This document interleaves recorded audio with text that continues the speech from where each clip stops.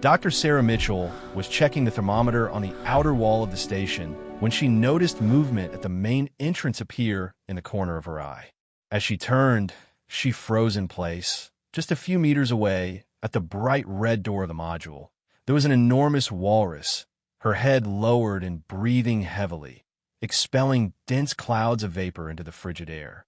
In 20 years working at Arctic research stations, Sarah had seen hundreds of walruses, but never before had they come so close to the residential modules, and certainly never stood right at the door, as if waiting to be let in. The walrus raised her head, her dark eyes met Sarah's, and in that gaze she saw something absolutely unbelievable. It wasn't aggression, nor curiosity, but a desperate plea for help. Sarah walked slowly toward the door, keeping her hands visible and trying not to make sudden movements.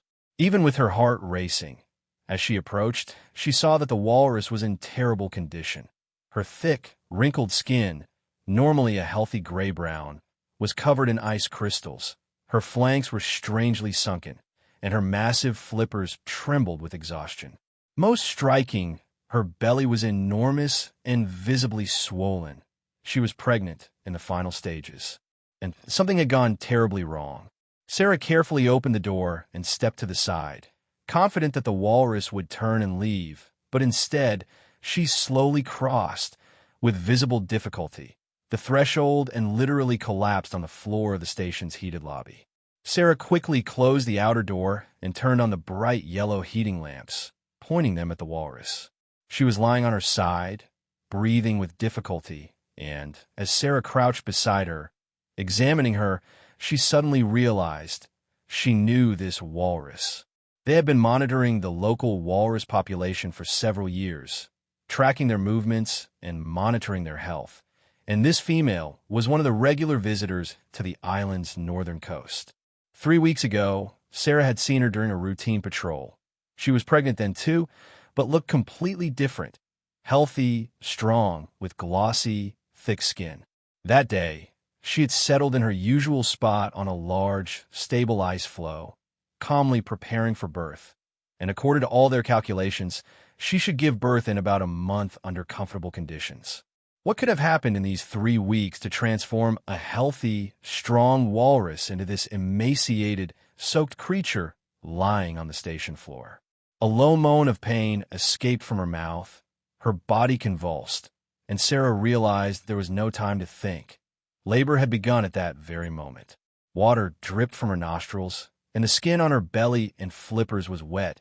She had clearly been swimming in icy water for a long time, which could be fatal for a pregnant walrus in her final stages of gestation.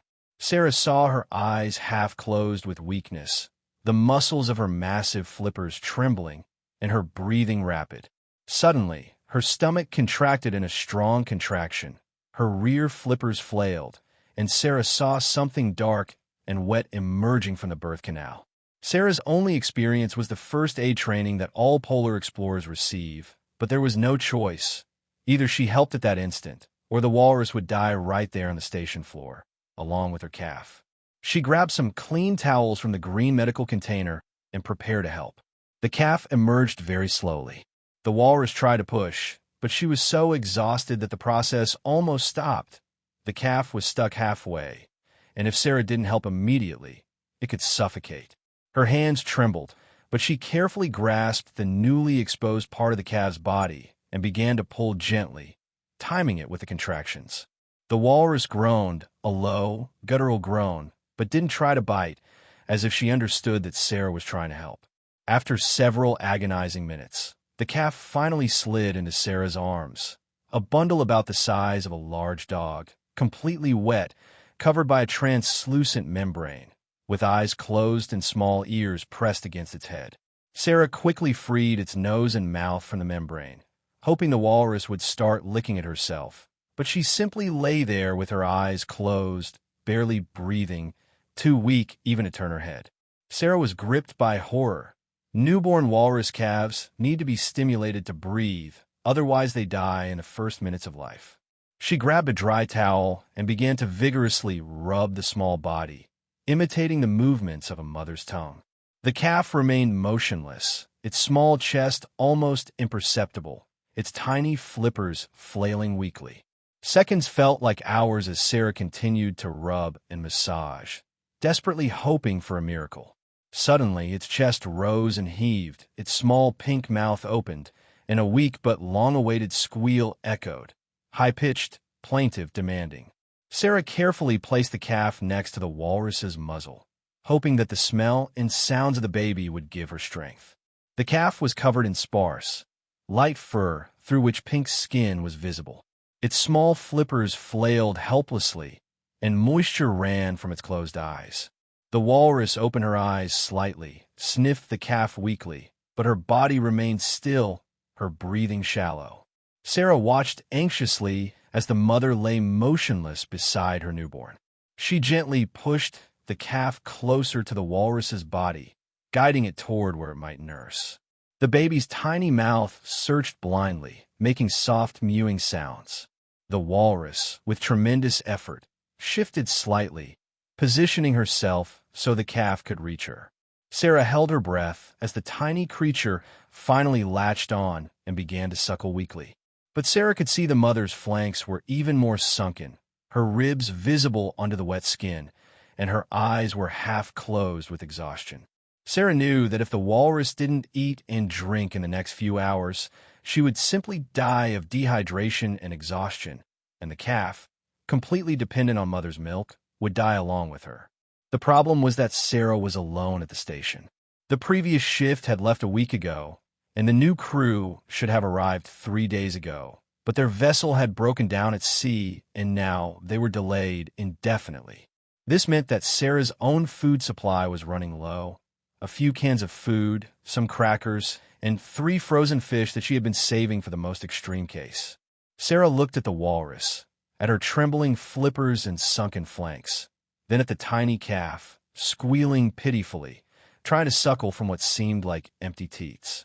If the shift change was delayed for another week, which was perfectly possible if the vessel had a serious breakdown, then without those 3 fish, Sarah would be on the brink of starvation herself.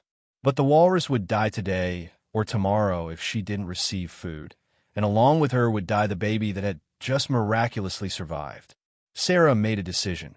She retrieved the 3 fish from the bright blue refrigeration module, thawed them in warm water, and placed them right in front of the walrus, leaving only 1 can of food and a handful of crackers for herself. Perhaps she was taking a risk, but these 2 lives were worth it. At first, the walrus didn't react to the fish, but then her nostrils finally caught the scent. She slowly opened her mouth and began to eat. Very slowly, chewing with difficulty, but she ate. And this gave Sarah hope. By evening, she had eaten all the fish and drunk the water Sarah had placed near her. The calf continued to nurse, and now seemed to be getting at least some milk, as its squeals had become less frantic. Sarah moved to the adjacent habitat, leaving the door ajar so she could hear if something happened. All night, she was awakened by the calf's squeals and the soft grunting of the mother walrus, who was apparently slowly coming back to herself.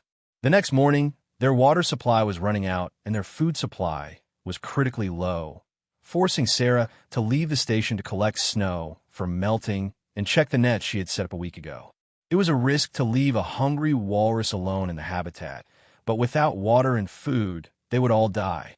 She put on a bright orange insulated jacket, grabbed a red backpack with ropes, and went out into the frigid Arctic air where the temperature had dropped to minus 30 degrees. The nets were located about 1 kilometer from the station, at the edge of the island where they were monitoring the ecosystem and the impact of melting ice on Arctic wildlife. As Sarah walked across the packed snow, illuminating the path with a yellow flashlight, one question haunted her mind. What had happened to the walrus? 3 weeks ago, she was healthy and strong, settled in a safe place, preparing to give birth. What could have happened to transform a healthy walrus into this emaciated, nearly dead, soaked creature, as if after a long swim in icy water? And why had labor begun prematurely, several weeks ahead of schedule? When Sarah reached the location where the nets should be, she initially thought she had gotten lost in the darkness. Instead of the familiar icy coast with ropes coming out of holes in the ice, black open water stretched before her, steaming slightly in the frigid air. She stopped abruptly and pointed the flashlight beam along the coast. A huge ice floe the size of a football field, the site of a permanent walrus colony and one that had remained untouched for all her years of work, had simply disappeared. It had broken off from the coast and floated out to sea, taking everything with it. Her nets, her observation equipment, and the walrus's resting spot where she had been preparing to give birth. A chill ran down Sarah's spine, and it wasn't from the Arctic cold. She tried to imagine what had happened. The picture was terrifying. Most likely, the walrus had been resting on her ice floe when it began to break off. This could have happened at night. A crack in the warming ice widened suddenly under the force of the current. The fracture occurred almost silently, and the ice floe drifted away without even waking the walrus. She woke up in open sea, surrounded only by black, icy water and an infinite sky. No shore in sight, just a drifting ice floe under her flippers and the ocean, carrying her further and further from the island. Pregnant, in her final stage of pregnancy, about to give birth. The panic must have been incredible, her maternal instinct screaming that the calf wouldn't survive there, in the open sea. Staying on the ice floe meant certain death. When labor began, she would be helpless, and the ice floe could be carried hundreds of kilometers away. She had only one option: jump into the water and swim back. The icy water hit the massive animal's body, and the cold took her breath away. The ocean temperature was around 0 degrees, but she had to swim while she still had strength.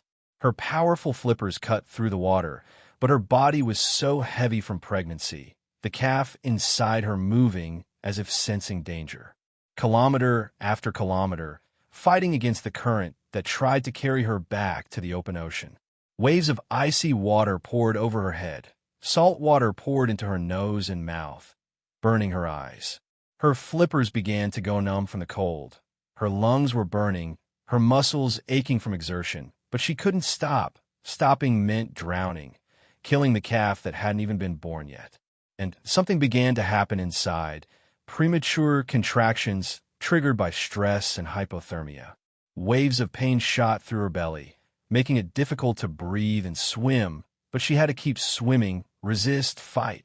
Finally, the silhouette of an island appeared ahead, but she had almost no strength left. Each stroke became harder and harder. Her flippers barely obeyed, but the shore was approaching, just a little more, just a little more. With one last, desperate effort, her flippers finally scraped against rocks and ice, and she crawled onto the shore and simply lay there, unable to move, each breath a pain in her chest. The contractions intensified. Labor was beginning right there on the cold shore, but the calf wouldn't survive without help. And an instinct told her that the only solution was the station, the people, the last chance for salvation. Sarah returned to the present moment, standing on the shore, looking at the dark water. This explained everything. The walrus's exhaustion, her wet skin, the premature labor, the desperation in her eyes as she stood at the station door. She had swum, a miracle in itself, because many walruses die trying to cover such distances, especially a pregnant female. But this journey had almost killed the mother. If Sarah hadn't let her in, hadn't helped with the birth, she would have died at the door along with her calf. Sarah clenched her fists in helpless fury, looking at the spot where, just a week ago, there had been a stable ice floe.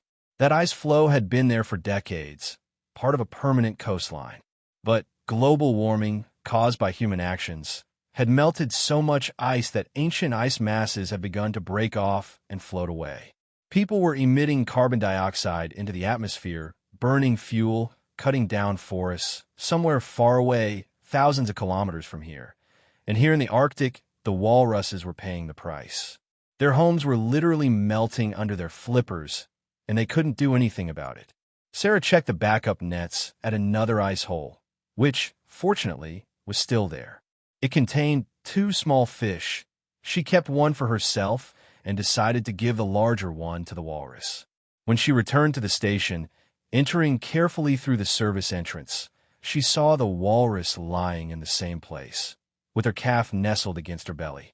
Its small body rose and fell with her breathing. The mother didn't even lift her head when Sarah appeared. Sarah placed the fish near her muzzle, and she began to eat slowly, her movements slightly more energetic than in the morning. The calf continued to nurse, and Sarah noticed its little belly had become a bit rounder, which meant there was milk and that the mother was slowly recovering. The next 2 days were devoted exclusively to caring for the Walrus family. Sarah shared her meager food with the mother, risking herself each time she approached with another portion of fish or water, but the walrus never showed aggression. She simply looked at Sarah with her dark eyes, an incredible understanding in them. The calf grew stronger with each passing hour. It began to open its eyes, small black slits from which peered a surprised and slightly cloudy gaze. Its fur became thicker and lighter, covering its pink skin, and its squeals transformed into demanding whimpers when it wanted to eat. It was no longer just crawling, but tried to take wobbly steps with its chubby little flippers, falling and bumping its nose, which was incredibly touching. Finally, on the third morning, the long-awaited crackling came over the radio, and a familiar voice announced that the ship had been repaired and a new crew of polar explorers would arrive at the island in a few hours. When Sarah saw the ship's silhouette in the distance, she felt such enormous relief that she almost fell. The new shift had arrived in full force. 6 people, including a veterinarian who was a specialist in Arctic fauna. Sarah quickly told him about the walrus, and the veterinarian immediately went to examine her, taking professional equipment from a green case. He performed a thorough examination, checked the calf, who squealed indignantly at being handled, and ran several tests. Half an hour later, he gave his verdict. The walrus was recovering, her exhaustion was diminishing, and the calf was completely healthy. They could be released back into the wild in a day or 2. But the problem was that the place where she had lived no longer existed. The ice floe had drifted away, and the remaining ice had become unstable and could break off at any moment. They gathered around the table in the quarters and began studying maps of the island, looking for a suitable location for the walrus family. One of the new polar explorers, a young man named Marcus who had good knowledge of the region, suggested the southern bay. The coastline, there was more protected from currents and winds.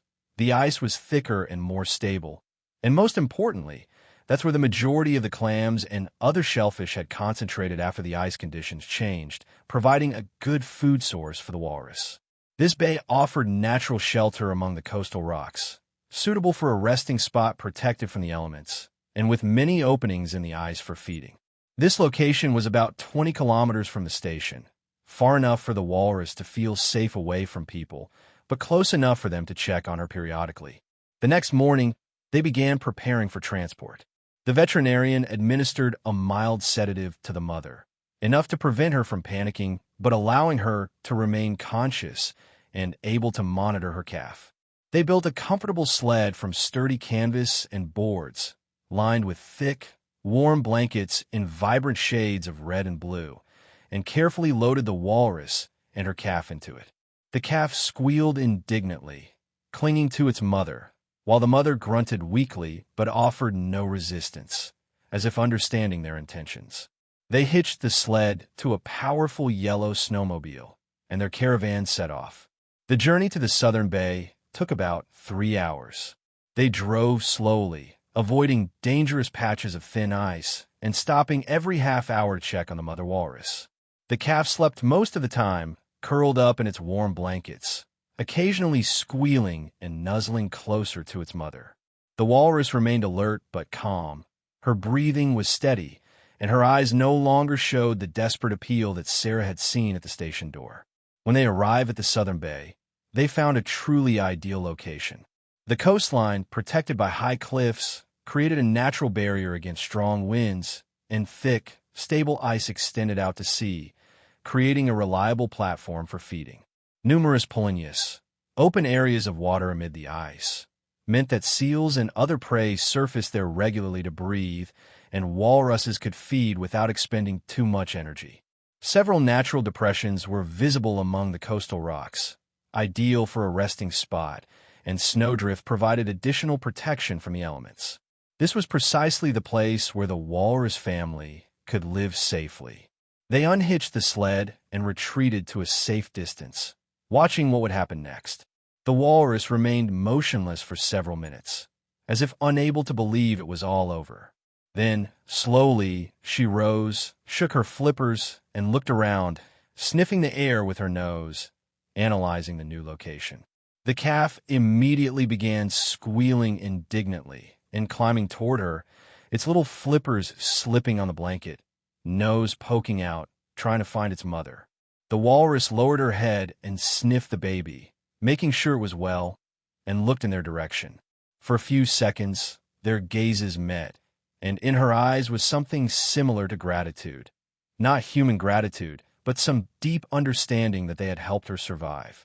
Then she turned, carefully picked up the calf, who immediately quieted, instinctively tucking in its flippers, and slowly moved toward the nearest group of rocks where she could make a resting spot. Sarah and the team stood silently, watching as the massive walrus carefully positioned her calf in a protected crevice between the rocks, using her body to shield it from the wind. The mother then turned back toward them one last time, her dark eyes meeting Sarah's across the expanse of white snow. In that moment, Sarah felt a profound connection. This ancient creature, shaped by millions of years of evolution to survive in one of Earth's harshest environments, now faced challenges her species had never encountered before. The ice that had been her home, her nursery, her hunting ground for millennia, was disappearing at an unprecedented rate. The predictable rhythms of freeze and thaw that had governed walrus life for countless generations were being disrupted by forces beyond their control or comprehension. And yet, this mother had fought with every ounce of her strength to save her calf, swimming through frigid waters that should have killed her, seeking help from the very species whose actions were destroying her world. As the walrus family disappeared behind the snow drifts, leaving only tracks in the pristine white surface, Sarah thought about the cruel irony of it all. Humans, through their insatiable appetite for fossil fuels and their disregard for the consequences of their actions, were melting the Arctic at a rate that terrified even the most optimistic climate scientists. Every year, the sea ice reached new record lows. Every year, walruses and polar bears and seals found less ice to rest on, less stable platforms for raising their young, less predictable conditions for hunting. The temperature was rising faster in the Arctic than anywhere else on Earth, twice as fast as the global average. The ancient ice floes that had persisted for decades, even centuries, were breaking apart and melting. The permafrost was thawing, releasing methane that would accelerate warming even further. The entire ecosystem was shifting, destabilizing, transforming into something unrecognizable. And yet, Sarah thought this family had been lucky. The mother's instinct had driven her to seek help where help could be found. Someone had been willing to risk everything to save them, willing to give up her own food, her own safety, to ensure that this calf had a chance at life. Perhaps if there were more people like that, more people willing to sacrifice for the sake of Arctic wildlife, these magnificent creatures might still have a future. But Sarah knew that individual acts of kindness, while meaningful, weren't enough. What was needed was systemic change, a fundamental shift in how humanity produced energy, consumed resources, and valued the natural world. The walrus family would survive this immediate crisis, but how many more ice floes would break apart before action was taken? How many more desperate swims would pregnant walruses have to make? How many calves would die before they even had a chance to be born? Marcus, standing beside her, broke the silence. "Do you think they'll make it?" he asked quietly. Sarah considered the question carefully. "This mother is a survivor," she said finally. She swam kilometers through freezing water while in labor. She had the intelligence and courage to seek help from humans, something that goes against every survival instinct a wild animal has. If any walrus can adapt to these changing conditions, it's her. But the ice. Marcus gestured toward the bay, where even here, in this supposedly stable area, Sarah could see the telltale signs of thinning. The darker patches that indicated thinner ice, the irregular edges where pieces had recently calved off. "I know," Sarah said. The ice is the problem. And we can't fix that here, no matter how many walruses we save, no matter how many perfect bays we find for them. This requires global action, requires people thousands of kilometers away to care about what's happening up here in the Arctic. They stood in silence for a few more moments, watching the spot where the walrus tracks disappeared. Then Sarah turned and headed back toward the snowmobile. There was work to be done, data to collect, reports to write, observations to record. Every bit of information they gathered about how climate change was affecting Arctic wildlife was crucial ammunition in the fight to convince the world that action was needed now, not tomorrow, not next year, but now. As they drove back to the station, Sarah thought about the look in the walrus's eyes, that desperate plea for help, that profound trust when Sarah had opened the door, that gratitude when they released her at the bay. She thought about the tiny calf, so vulnerable, so dependent on ice that was vanishing beneath its flippers. And she made herself a promise. She would tell this story. She would tell it to anyone who would listen, to policymakers, to journalists, to school children, to anyone who might be moved to action by the tale of a pregnant walrus who knocked on a research station door and the humans who chose to help her. Because this wasn't just a story about one walrus and one calf. This was a story about the relationship between humans and the natural world, about the consequences of our actions, about responsibility and redemption. This was a story about a planet in crisis and the choice every person faced, to be part of the problem or part of the solution. That night, back at the station, Sarah sat at her desk and began to write. She wrote about the moment she first saw the walrus at the door, about the fear and desperation in those dark eyes. She wrote about the difficult birth, about the calves' first breath, about the decision to give up her own food to save them. She wrote about the missing ice floe, about the terrifying swim the mother must have made, about the warming that was destroying their home. And she wrote about hope, the hope she felt when the calf took its first breath, the hope she felt when the mother began to recover, the hope she felt when they found the perfect bay for the family. Because without hope, there could be no action, no change, no future. The Arctic night pressed against the station windows, dark and cold and endless. But inside, Sarah wrote by lamplight, crafting words that she hoped would reach across the distance, across the indifference, across the complexity of climate change to touch human hearts. If people could understand what was being lost, if they could feel the same connection she had felt with that walrus, perhaps they would be moved to act. The story of the walrus who knocked on the station door would spread far beyond the Arctic, carried by Sarah's words to people who had never seen an ice floe, never felt the bite of Arctic wind, never looked into the eyes of a wild animal seeking help. And perhaps, just perhaps, it would make a difference. Because in the end, that's all any of us can do. Tell our stories, share our experiences, and hope that somewhere, someone is listening and ready to act. The walrus and her calf were out there now, in the southern bay, building a new life in a changing world. They had survived this crisis, but their future, and the future of their entire species, depended on choices made in boardrooms and parliaments and living rooms around the world. Sarah finished writing as dawn began to lighten the eastern sky. She saved the document, backed it up, and prepared to send it out into the world. The walrus family was safe for now. The rest was up to humanity.